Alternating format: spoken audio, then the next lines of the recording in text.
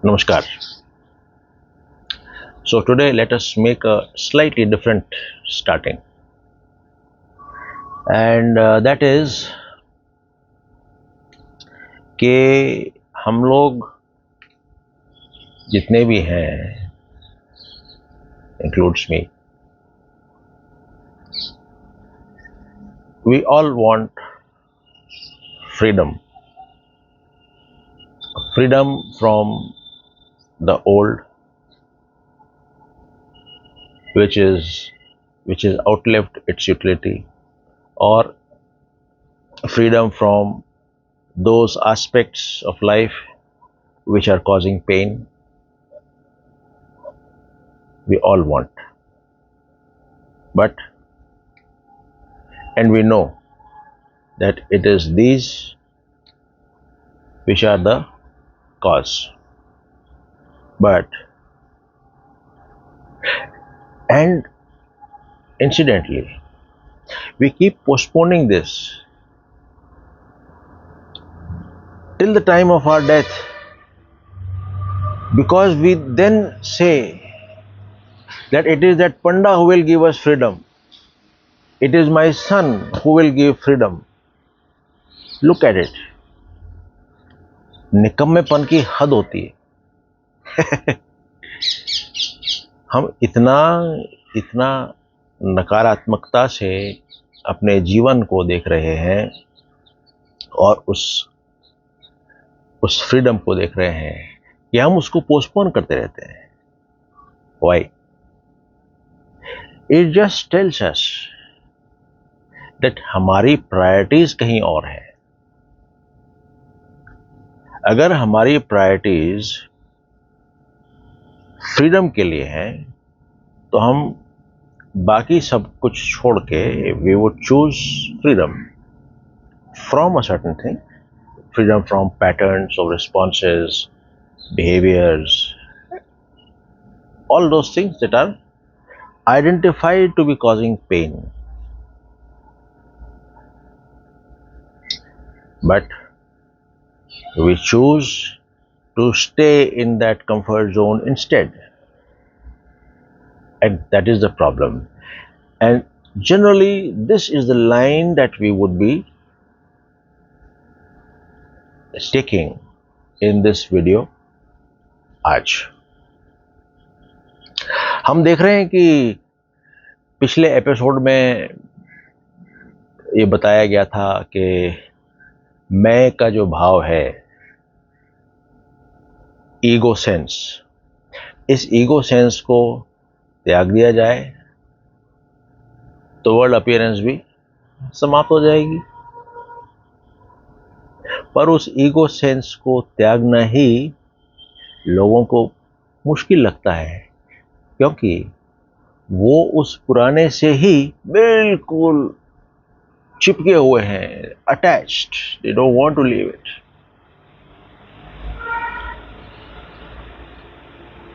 बहुत ही कम लोग होते हैं जो मीरा जैसा डिसीजन लेते हैं। रानी होते हुए भी she left all that which she knew to be the cause of pain and went for freedom and went for happiness. फिर लोगों ने चाहे जो कहना है कहें, वो तो रानी थी, लोगों ने जो कहा वो कहा, इट मेड नो डिफरेंस। अभी कुछ लोग हैं, वो कोई ग्रुप है, उसमें भी दे से वी विश टू, मैं जो भी कुछ वीडियोस वगैरह बनाता हूँ, they say and I share there that we want to respond in a particular way, but due to group dynamics we are unable to do so. मैंने कहा that is your problem, your priorities. You want to respond, then let the group respond. So, the priorities determine our behavior. जिसको जो कहना है कहेगा, let him speak. What your priority is, do that. तो वो बुशुंडा, sorry, this is what it was. Now आगे के लिए ये कहते हैं कि जो अनरियलिटी है, अगर हम इसको पहचान जाएं तो हमें पता चलेगा ये ईगो सेंस भी अनरियलिटी है, और अगर वो है वैसा तो वो तुरंत समाप्त हो जाएगा, और जैसे ही वो समाप्त हुआ the situation will be like बादल छट जाना। जब बादल छट जाएगा तो सूरज चमकेगा। नाउ हर एक व्यक्ति जो है, जो ईगो सेंस को त्याग देता है, वो सुप्रीम परम अवस्था में, सुप्रीम स्टेट में पहुंच सकता है। मगर कुछ ऐसे भी लोग हैं जो कि जो है इसको त्याग नहीं पाते हैं, and this is where the silver lining is. ऐसे लोग हैं जो इसको त्याग नहीं पाते हैं, पर वो भी उस परम अवस्था में पहुंच सकते हैं यदि उनका मन साफ है। They have a pure heart. अगर मन साफ है तो ये जो भी ज्ञान मैं दे रहा हूं, मतलब वशिष्ठ ऋषि दे रहे हैं, वो उस व्यक्ति के अंदर वैसे सीप करेगा जैसे एक साफ कपड़े में तेल। तो अगर कोई व्यक्ति उस ईगो सेंस को नहीं छोड़ पा रहा है, या उसको जो है वो गलत अनरियल नहीं मान पा रहा है, doesn't matter, let him just have a pure heart, that's all. तो उस पर उन्होंने कहा मैं तुमको एक कहानी सुनाता हूँ। रिमेंबर भुषुंडा की कहानी हमने एक बार पहले की थी, जहाँ पे वो it was an old crow, it's there in the channel. तो उसी भुषुंडा से वशिष्ठ ऋषि ने फिर पूछा कि whom do you regard in this world as ignorant and deluded? इस पे भुषुंडा ने बोला कि एक स्वर्गीय प्राणी था, सॉरी सेलेस्टियल बीइंग था, जो कि बहुत ही इग्नोरेंट था और अपने जो सेंस प्लेजर्स हैं, इंद्रिय सुख है, उनके प्रति बिल्कुल प्रतिबद्ध था। उसकी प्रायोरिटीज वही थी। मगर उसका जो जीवन था वो नेक और न्याय परायण जीवन शैली वो जीता था। That was his plus point. तो उसके अंदर एक इच्छा पैदा हुई कि मैं ऐसा जीवन लूं जहां पे कि ना मृत्यु है और ना ही जीवन है, जन्म है, सॉरी। तो वो फिर वो मेरे पास आया, यानी कि भुषुंडा के पास आया। तो उसने कहा कि ओ माय लॉर्ड, मैं जो है हमेशा ये जो मेरे इंद्रियां हैं इनसे मैं परेशान रहता हूँ। They are always agitated and this is the cause for endless pain and suffering. इंद्रियां कौन कौन सी? जो इनपुट कर रही हैं, the 5 senses which are inputting the what do you call sensations to the mind. आँख, नाक, कान, जीभ और स्किन, टच, these 5। इस पे पापा जी की कहानी भी है एक, it will become too long. कहने का मतलब है जो भी इंद्रिय सुख की तरफ जाएगा वो certainly he will go for death, and when he goes for death he will again be born. This is what it said. तो उसने कहा कि मैं तो इन पांचों के चक्कर में फंसा हुआ हूँ और मेरे को बड़ा पेन हो रहा है, मगर अब मेरे अंदर किसी प्रकार की कोई इच्छा नहीं है कि मैं इन इंद्रिय सुखों को और प्राप्त करूं। जी, शिफ्ट इन प्रायोरिटीज।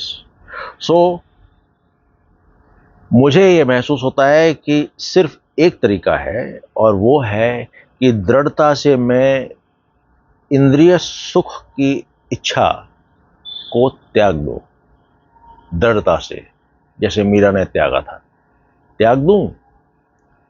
और क्योंकि कोई भी दवाई या कोई भी मंत्र या कोई भी पिलग्रिमेज इसमें मेरे लिए काम नहीं कर पाएगा, तो कृपया करके मेरे को बचाएं। तो भुषुंडा ने जवाब दिया कि तुम वाकई में यू आर इंडीड ब्लेस्ड, क्योंकि तुम्हारे अंदर आंतरिक रूप से एक जागृति पैदा हुई है और तुम इच्छा करते हो कि तुम जागृत हो जाओ। इसलिए मेरे को पूरा कन्विक्शन है, फर्म कन्विक्शन, कि तुम मेरे जो भी इंस्ट्रक्शंस हैं उनको बड़े ही आसानी से समझ जाओगे। उसने कहा, भुषुंडा ने बोला कि ये दृढ़ विश्वास कि ना तो मैं हूं, ना तुम हो, और ना ही ये समस्त संसार है, ये दृढ़ विश्वास एक अनुकूल एनवायरनमेंट है हैप्पीनेस का, प्रसन्नता का। It builds an environment for happiness. क्योंकि जो अज्ञान है, इग्नोरेंस है, उसका कोई स्टार्टिंग पॉइंट नहीं ढूंढा जा सकता। बड़ा अच्छा समझाते हैं इसमें, कहते हैं whether world appearance rises from ignorance और ignorance is born from world appearance is not possible to be determined। इसका मतलब है, जैसे अपना वो एक एग्जाम्पल है रस्सी और स्नेक का। यदि मैं रस्सी को के प्रति इग्नोरेंट हूं, तो मुझे सांप का होना एक सत्यता लगेगा, और यदि मैं उस सांप को सत्य मान रहा हूं, तो उसके जो सबस्ट्रेटम में, उसके जो बेस में जो रस्सी है, मैं उस रस्सी को देख ही नहीं पाऊंगा। एक और एग्जाम्पल आपका ये है, अगर मैं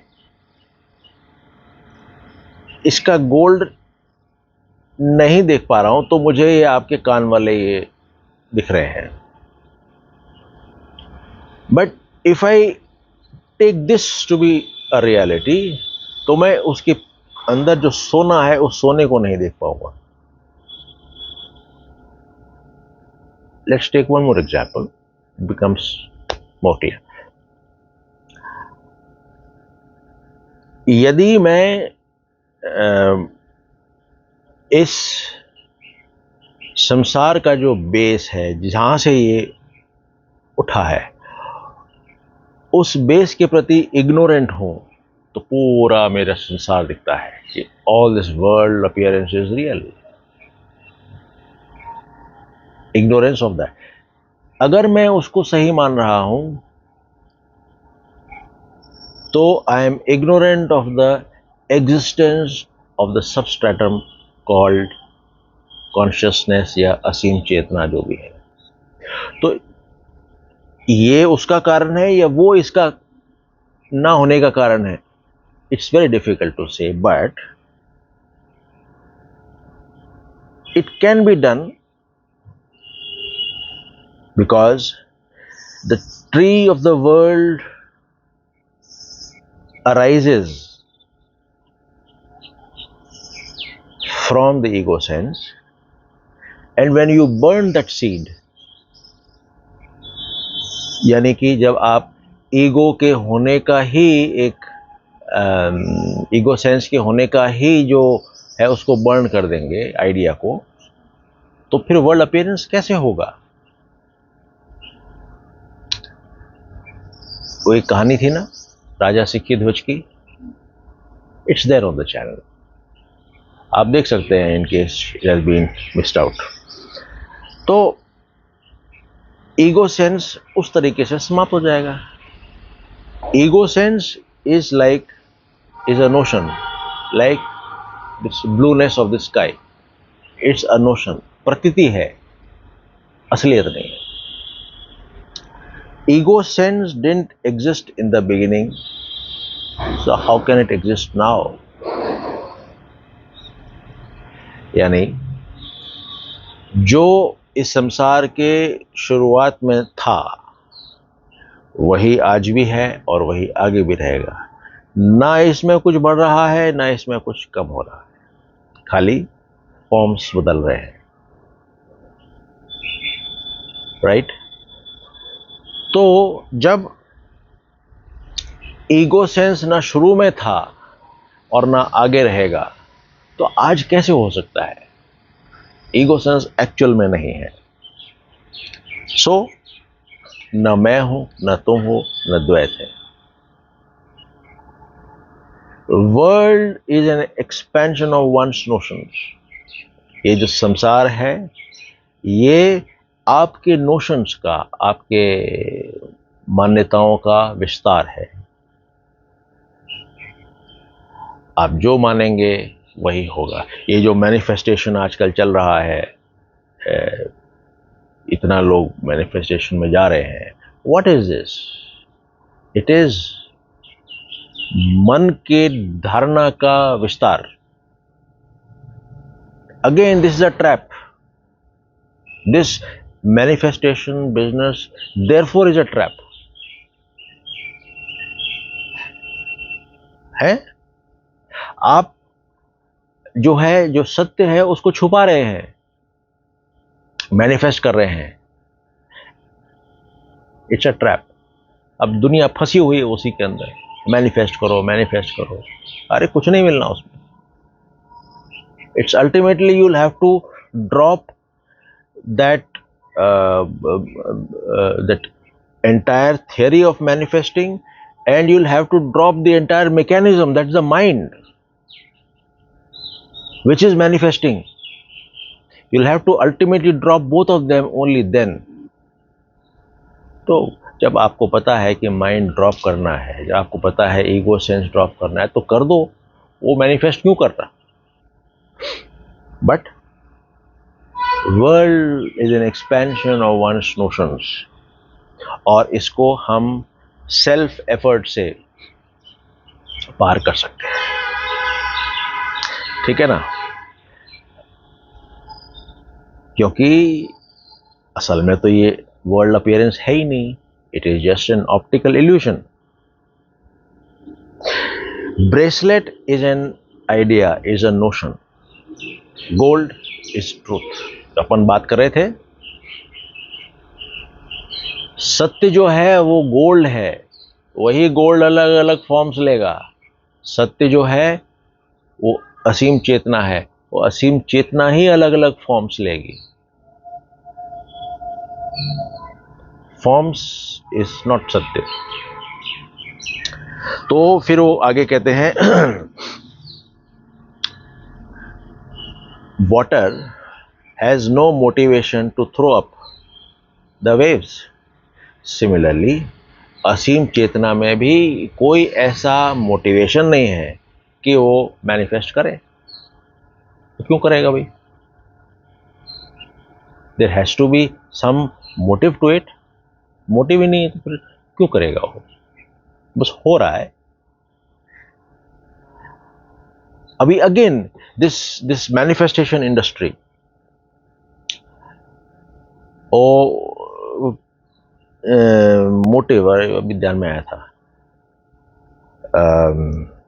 मोटिव, हाँ, ये मैनिफेस्टेशन इंडस्ट्री का ही एक और वो है।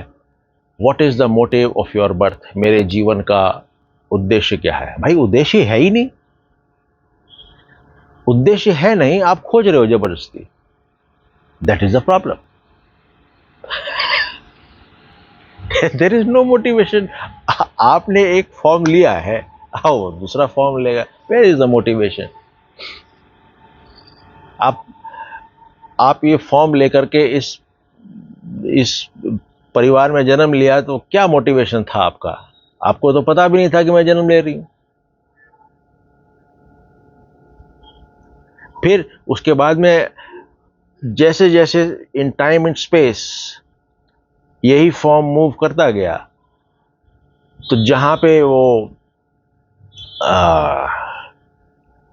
ठंडे वाले माहौल में गया उसको ठंड महसूस हुई, जहाँ पे वो गर्मी वाले माहौल में गया उसको गर्मी महसूस हुई, जहाँ पे स्थितियाँ ऐसी हुई कि वो एक अलग से कहीं जुड़ाव बनाए और फिर अपना फैमिली का विस्तार करे, तो उसने विस्तार किया।